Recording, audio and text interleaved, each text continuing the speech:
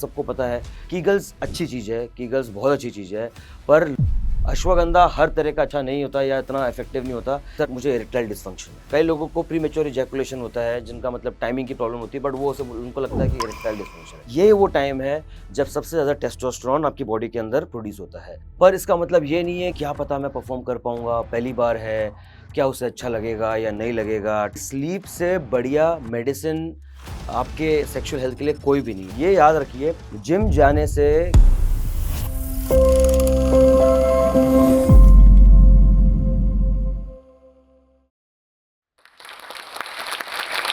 मैं हूँ डॉक्टर चिराग भंडारी और मैं एक एंड्रोलॉजिस्ट हूँ। एंड्रोलॉजिस्ट का मतलब होता है मेंस हेल्थ एक्सपर्ट। तो इस वीडियो को जो लोग देख रहे हैं, इस माध्यम से मैं उन्हें बताना चाहूँगा कि ऐसे बहुत सारे मिथ्स हैं जो कि हमारी सोसाइटी के अंदर है और जिसकी वजह से प्रॉब्लम्स बढ़ रही है। और लोगों को अगर प्रॉब्लम नहीं भी है, बट इस मिथ की वजह से उनको लग रहा है कि ये प्रॉब्लम है। तो इस वीडियो से, इस टॉक से मैं वो मिथ्स बर्स्ट करना चाहूँगा साइंटिफिकली और एविडेंस के साथ में। तो लोगों को ये लगता है कि घर की कोई भी चीज़ खा लेते हैं, जैसे कि लहसुन खा लेते हैं या हल्दी खा लेते हैं, या इससे उनकी जो सेक्सुअल हेल्थ है वो इम्प्रूव हो जाएगी। तो ऐसे बहुत सारे मिथ हैं। हाँ, वो इम्पोर्टेंट है, वो आपको अच्छी हेल्थ देगा, बट सेक्सुअल हेल्थ को सही करने के लिए आपको बहुत सारी चीज़ें करनी पड़ेगी। जैसे कि आपकी रिलेशनशिप पे आपको वर्क करना पड़ेगा। आपकी रिलेशनशिप अगर अच्छी नहीं है, तो आपकी सेक्सुअल हेल्थ भी कभी अच्छी नहीं होगी। आपकी लाइफ़स्टाइल सही करनी पड़ेगी। आप अगर उठ नहीं रहे हो, काम पे नहीं जा रहे हो या आप वर्कआउट नहीं कर रहे हो, कैलोरीज़ को आप काउंट नहीं कर रहे हो, मैनेज नहीं कर रहे हो, आपका वेट बढ़ रहा है, तो ये सारी प्रॉब्लम्स से आपकी सेक्सुअल हेल्थ खराब भी हो सकती है।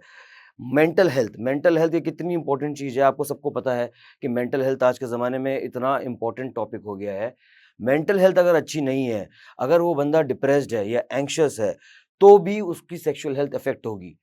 तो ये कुछ इम्पोर्टेंट चीज़ें हैं, जैसे कि मेंटल हेल्थ अच्छी रखना, अच्छी नींद लेना, एक्सरसाइज़ करना, अपनी कैलोरीज़ पे ध्यान रखना और सबसे इम्पोर्टेंटली रिलेशनशिप पे वर्क करना, एक इमोशनल सपोर्ट, इमोशनल बॉन्डिंग बनाना अपने पार्टनर के साथ। तो लोगों को ये लगता है कि अ, उनके लाइफ़ में बहुत सारा काम है, तो उसकी वजह से उनका जो सेक्सुअल हेल्थ है वो खराब हो रहा है। तो अगर स्ट्रेस है, स्ट्रेस आज के ज़माने में सभी को है, आपको है, मेरे को है, यहाँ पर बैठे सभी लोगों को है। पर इसका मतलब ये नहीं है कि आप उस स्ट्रेस को अपने पे आने दें और हावी होने दें और उसकी वजह से आपकी मेंटल हेल्थ और सेक्सुअल हेल्थ खराब हो जाए। स्ट्रेस रहेगा, ज़िंदगी भर रहेगा। स्ट्रेस मैनेजमेंट बहुत इम्पोर्टेंट है। आप आपके पार्टनर से बात करो ओपनली। आप आपकी स्लीप पे वर्क करो, मेडिटेट करो, एक्सरसाइज़ करो, ऐसी चीज़ें करो जहाँ पर आपका ध्यान पूरी तरह से उस स्ट्रेस वाली चीज़ से हट जाए। जैसे कि अगर आपकी कोई हॉबी है, आपको अगर लगता है कि मेरे को स्क्वॉश खेलना अच्छा लगता है या बैडमिंटन खेलना अच्छा लगता है, पिकल बॉल खेलना अच्छा लगता है, तो आप वो 1 घंटे, 2 घंटे खेलो। एक्सरसाइज़ भी होगी, आपका एक तरह का मेडिटेशन भी हो जाएगा क्योंकि आपका दिमाग पूरी तरह से उस चीज़ में चले जाएगा। तो अगर एंग्ज़ायटी है, स्ट्रेस है, उसको मैनेज करने के लिए आपको एक अच्छी हॉबी और मेडिटेट करना, स्लीप अच्छी रखना और आपके पार्टनर के साथ में ओपनली कम्युनिकेट करना, ये इम्पोर्टेंट है। एक बहुत कॉमन प्रॉब्लम है, जो कि आजकल मेरे ओपीडी में बहुत सारे पेशेंट्स आते हैं और बोलते हैं कि सर मुझे इरेक्टाइल डिस्फंक्शन है। तो इरेक्टाइल डिस्फंक्शन होता क्या है? इरेक्टाइल डिस्फंक्शन एक ऐसी बीमारी है, जहाँ पर इरेक्शन की जो प्रॉब्लम, जो तनाव आता है लिंग में, वो या तो पूरा नहीं आ पाता या आके वो बैठ जाता है जो एक्टिविटी के दौरान। तो अगर ये बार-बार हो रहा है आपके साथ में, तो ये आप इरेक्टाइल डिस्फंक्शन बोल सकते हो इस चीज़ को। अब इरेक्टाइल डिस्फंक्शन को यूजुअली लोग कन्फ्यूज़ कर जाते हैं प्रीमेच्योर इजैकुलेशन के साथ में। कई लोगों को प्रीमेच्योर इजैकुलेशन होता है, जिनका मतलब टाइमिंग की प्रॉब्लम होती है, बट वो सब उनको लगता है कि इरेक्टाइल डिस्फंक्शन है। तो ये डिस्टिंक्शन करना बहुत ज़रूरी है। पेशेंट जब आता है, उनको बताना कि ये इरेक्टाइल डिस्फंक्शन है, ये प्रीमेच्योर इजैकुलेशन है। फिर कुछ ऐसे टिप्स मैं आपको बताना चाहूँगा, जिससे कि आपके इरेक्शंस बेटर हो सकते हैं।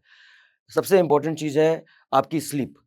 मैं बार-बार स्लीप बोल रहा हूँ क्योंकि स्लीप से बढ़िया मेडिसिन आपके सेक्सुअल हेल्थ के लिए कोई भी नहीं है। जितनी अच्छी आपकी स्लीप होगी, जितनी गहरी स्लीप होगी और जितनी कंसिस्टेंटली आपकी स्लीप होगी। स्लीप का मतलब ये नहीं कि आप र सुबह 5 बजे सो रहे हो और 12 बजे उठ रहे हो। वो भी स्लीप है, बट वो आपकी सर्कैडियन रिदम, आपकी बॉडी की रिदम से हट के है। आपकी बॉडी की रिदम क्या है? रात को 10-11 बजे सोना और सुबह 6-7 बजे उठना। तो ये जो टाइम है, इस दौरान आपको अच्छी गहरी नींद लेनी है। 7 से 8 घंटे की नींद जो होती है, क्योंकि ये वो टाइम है जब सबसे ज़्यादा टेस्टोस्टेरोन आपकी बॉडी के अंदर प्रोड्यूस होता है और टेस्टोस्टेरोन ऐसा हार्मोन है जिससे कि आपकी सेक्सुअल हेल्थ बहुत अच्छी हो सकती है। अगर वो लेवल्स कम हो जाते हैं, सेक्सुअल हेल्थ में प्रॉब्लम आ सकती है, माइंड में प्रॉब्लम आ सकती है, ओवरऑल बॉडी में प्रॉब्लम आ सकती है। तो ये एक इम्पॉर्टेंट टिप है स्लीप की। दूसरा है एक्सरसाइज़। एक्सरसाइज़ आपने भी सुना है कि एक्सरसाइज़ हाँ, ठीक है एक्सरसाइज़ कर लेंगे, पर एक्सरसाइज़ कैसी करनी चाहिए? एक्सरसाइज़ में है मसल बिल्ड करना। जितनी मसल आप बिल्ड करोगे, इसका मतलब ये नहीं कि आप स्टेरॉइड ले रहे हो और बस वो लगे हुए हो जिम के अंदर। आपको आपकी सारी मसल्स में एक्टिविटी करानी है। आप जिम जाओ या वर्कआउट घर पे करो, रनिंग करो। आपकी पूरी बॉडी की जितनी मसल्स हैं, उनमें वर्कआउट होना चाहिए और उनकी ग्रोथ होनी चाहिए, हाइपरट्रॉफी होनी चाहिए क्योंकि ये वो ऑर्गन है मसल्स जहाँ पर आपका टेस्टोस्टेरोन स्टोर होता है। तो टेस्टोस अगर आपकी मसल ग्रोथ होगी, एनहांस होगी मसल्स तो आपका टेस्टोस्टेरोन भी बढ़ेगा। तो दूसरी टिप ये हो गई। तीसरी टिप है आपके पार्टनर के साथ में आपकी रिलेशनशिप या कम्युनिकेशन। अगर आपको कोई सेक्सुअल हेल्थ इश्यू है, अगर सपोज़ किसी को एंग्ज़ायटी है, किसी को नर्वसनेस हो रही है कि यार मैं जाऊँगा मेरे पार्टनर के पास में और मेरा इरेक्शन नहीं आएगा या मेरा टाइमिंग की प्रॉब्लम हो जाएगी, तो उससे आपको सबसे अच्छी चीज़ उसमें ये करनी है कि आपको आपके पार्टनर से बात करनी है कि मुझे ये लग रहा है कि मुझे ये प्रॉब्लम है, तुम इतनी अच्छी हो, मैं तुम्हारे को देख के मैं एंग्ज़ियस हो जाता हूँ। इस तरह से आपको बात करनी है। आप अगर वो बात बोल दोगे उन्हें, तो एक एंग्ज़ायटी ऑटोमैटिकली आपकी कम हो जाएगी और आपका परफ़ॉर्मेंस बेटर हो जाएगा। लोगों को लगता है कि जब वो इंटीमेट होते हैं अपने पार्टनर के साथ में, उनका ध्यान पेनिस में होता है, उनको उनको लगता है कि इरेक्शन आ रहा है, नहीं आ रहा। ये नहीं होना चाहिए। हाँ, ये थॉट आएगा, उस थॉट को आप बोलिए कि तू बैठ साइड में। आपको आपके पार्टनर के ऊपर कॉन्संट्रेट करना है, उसकी स्मेल पे, उसके टच पे, बाल पे, फ़ील पे और जब ये आपका माइंड ऐसा इतनी तरह से फ़ोकस हो जाएगा, तब आपके इरेक्शंस ऑटोमैटिकली आ जाएँगे। ये याद रखिए कि इरेक्शंस आपके कंट्रोल में नहीं है। आप अगर सोच रहे हो कि हाँ, इरेक्शन आ रहा है, नहीं आ रहा, ऐसा नहीं होगा। जब आपका माइंड उस पर्टिकुलर मोमेंट में पूरी तरह से इन्वॉल्व्ड है और उसके बारे में नहीं सोच रहा है इरेक्शन के बारे में, तो ऑटोमैटिकली इरेक्शन आता है। तो ये एक इम्पॉर्टेंट पॉइंट है कि ओपन कम्युनिकेशन। उसके बाद में आपकी डाइट भी इम्पॉर्टेंट है। फिर डाइट में क्या मेडिटेरेनियन डाइट जिसके अंदर बहुत सारे सैलड्स होते हैं, फ्रूट्स होते हैं, ऑलिव्स होते हैं, एग्स होते हैं और ग्रीन वेजिटेबल्स होते हैं। प्रॉपर सप्लीमेंटेशंस जैसे कि बी12, डी3, मैग्नीशियम ये सब बहुत ज़रूरी है एक ऑप्टिमम लेवल बनाए रखना। फिर आता है पेल्विक फ्लोर एक्सरसाइजेस। ये एक बहुत इंपॉर्टेंट चीज़ है, जो कि आजकल बहुत पॉपुलरली आप सब देखते होंगे यूट्यूब पे कि कीगल्स। कीगल्स अच्छी चीज़ है, कीगल्स बहुत अच्छी चीज़ है, पर लोग क्या कर रहे हैं, यूट्यूब पे देख के कीगल्स कर रहे हैं। उनको पता नहीं है उनकी पेल्विक फ्लोर की स्थिति क्या है, जो नेचुरल स्थिति है। कई लोगों की पेल्विक फ्लोर वैसी टाइट होती है, उसमें वो कीगल करेंगे और टाइट हो जाएगी, उससे और प्रॉब्लम बढ़ सकती है। कई लोगों की पेल्विक फ्लोर बहुत ज़्यादा रिलैक्स, बहुत ज़्यादा लूज़ होती है, उसके लिए कीगल इम्पोर्टेंट है। तो कीगल चालू करने से पहले आपको एक पेल्विक फ्लोर एक्सपर्ट के साथ में से मिलना है और आपके पेल्विक फ्लोर असेसमेंट करना है कि ये टाइट है या लूज़ है या वीक है। उसके बाद आप फिर डिसीजन ले सकते हो। टाइट में आप रिवर्स कीगल कर सकते हो, लूज़ में आप कीगल्स कर सकते हो। तो ये एक इम्पोर्टेंट चीज़ हो गई।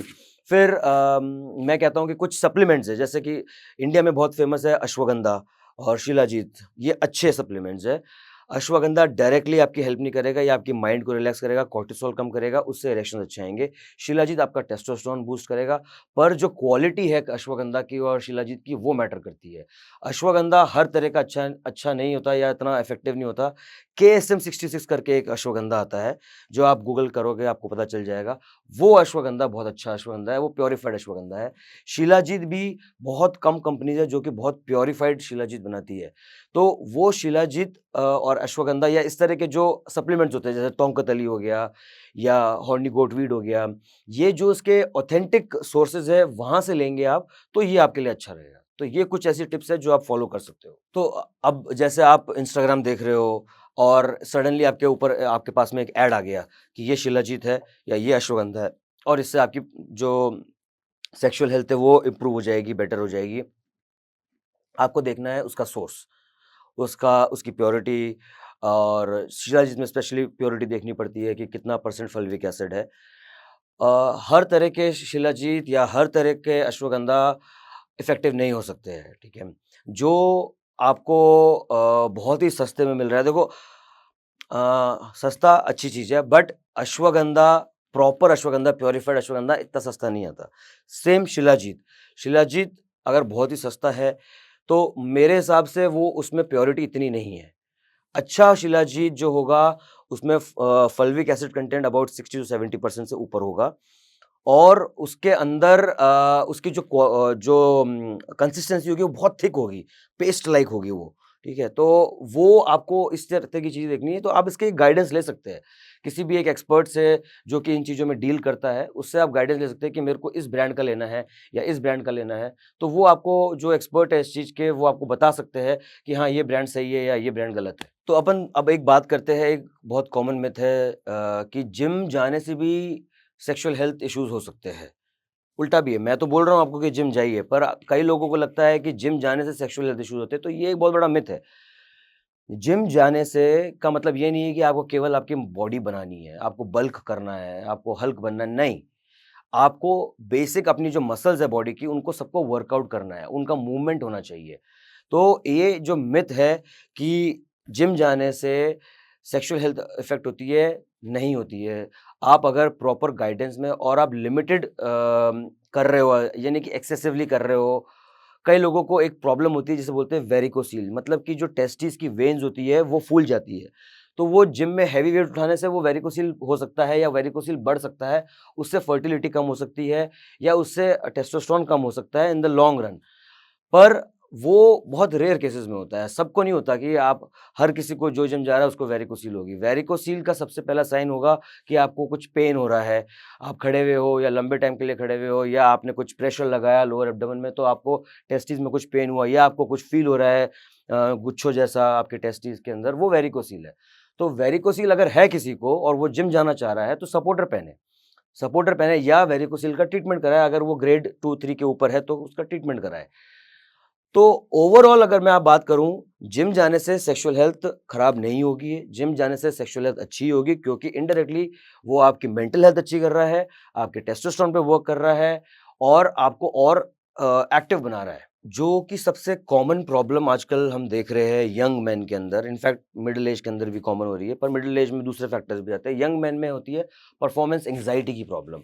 उन्हें घबराहट है कि क्या पता मैं परफॉर्म कर पाऊंगा, पहली बार है, क्या उसे अच्छा लगेगा या नहीं लगेगा, टाइमिंग सही होगा मेरा या नहीं होगा, वो क्या सोचेगी मेरी परफॉर्मेंस के बारे में, क्या वो अपने एक्स से कंपेयर करेगी, इस तरह के थॉट्स आते हैं। तो इससे एक एंग्जाइटी क्रिएट होती है अपनी बॉडी के अंदर और उस एंग्जाइटी से आपके इरेक्शंस डाउन चले जाते हैं या इजैकुलेशन जल्दी हो जाता है। तो इसे बोलते हैं सेक्सुअल परफॉर्मेंस एंग्जाइटी। अब सेक्सुअल परफॉर्मेंस एंग्जाइटी को ट्रीट करने के लिए सबसे इंपॉर्टेंट जो चीज़ें हैं वो मैं आपको बताना चाहूँगा।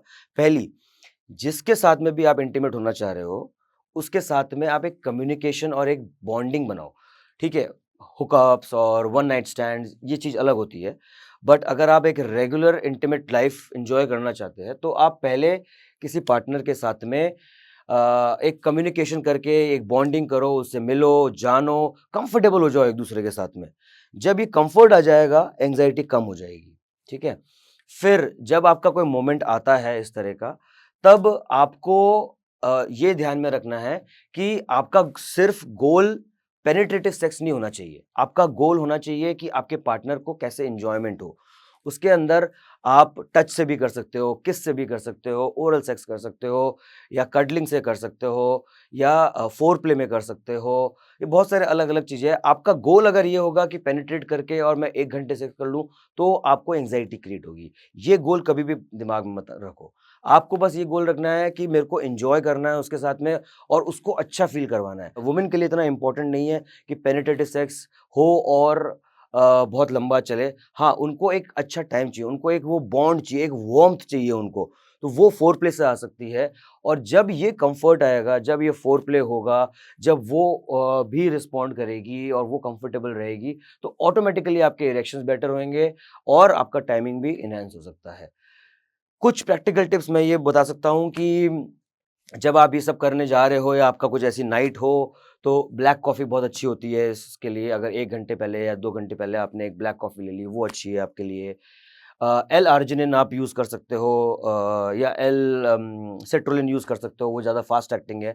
एल-सिट्रुलिन 1-2 घंटे पहले आप एक 3 टू 4 ग्राम्स का एल-सिट्रुलिन आप ने पानी में डाला और पी गए। वो बेसिकली आपके ब्लड फ्लो को एनहांस करेगा। जाने से पहले जभी भी आप इस परफ़ॉर्मेंस में जा रहे हो, तो आप कुछ डीप ब्रीदिंग कर सकते हो, जैसे कि आप मोमेंट में हो, आपको पता है कि कुछ होने वाला है, बाथरूम में गए या कहीं साइड में जाके, या बॉक्स ब्रीदिंग करो आप। बॉक्स ब्रीदिंग का मतलब होता है कि नाक से ब्रीदिंग करो और मुँह से निकालो। 4 सेकंड नाक से इन्हेल करो, 4 सेकंड रखो और 6 सेकंड एक्सहेल करो। जितना लंबा एक्सहेल होगा उतना अच्छा होगा। ऐसे कम से कम 30 टाइम्स करो जब आपकी परफॉर्मेंस एंटीसिपेटेड है। तो इससे आपका नर्वस सिस्टम काम डाउन हो जाएगा। इससे आप भी काम डाउन हो जाओगे। ऑटोमैटिकली जो ये थॉट्स आ रहे थे बार-बार और जो एंग्ज़ायटी हो रही थी वो धीरे-धीरे कम हो जाएगी। तो ये एक चीज़ हो गई, एल-आर्जिनिन, एल-सिट्रुलिन, ब्लैक कॉफ़ी हो गई। और एंड ऑफ कोर्स जैसा कि मैंने कहा कि आपको अगर ऐसा थॉट आ रहा है कि ये इरेक्शन होगा, नहीं होगा, तो आप उस थॉट को बोलो कि थॉट तू रह मेरे साथ में, तू साइड में रह और मेरे को मेरा काम करने दे। अगर आप ये सोचोगे कि यार नहीं ये थॉट क्यों आ रहा है मेरे साथ में, ये क्यों हो रहा है मेरे साथ में, ये जाए थॉट जाए, तो वो और ज़्यादा आएगा। तो इसीलिए ये थॉट को आने दो, उसको बोलो, उसको एक नाम दो कि थॉट तू रह, तू बैठ मेरे साथ में और फिर आप आपके पार्टनर के ऊपर फ़ोकस करो। तो इन सब चीज़ों से आपको बेनिफिट हो सकता है फॉर योर परफॉर्मेंस इश्यूज़। मैं स्पेशली थैंक्स करना चाहूँगा जोश टॉक्स का, जिन्होंने मेरे को ये अपॉर्च्युनिटी दी, ये प्लेटफ़ॉर्म दिया कि मैं मेरी कुछ बातें इतने सारे लोगों तक रख सकूँ। So I am really thankful to Josh Talks for giving me this wonderful opportunity. तो अगर आपके पास में कोई भी डाउट है या आप कुछ बोलना चाहते हो, पूछना चाहते हो, तो आप कमेंट्स में डालिए और हम करें उसकी कोशिश करेंगे, उसका आंसर करें। So thank you very much दोस्तों, and have a great sexual life.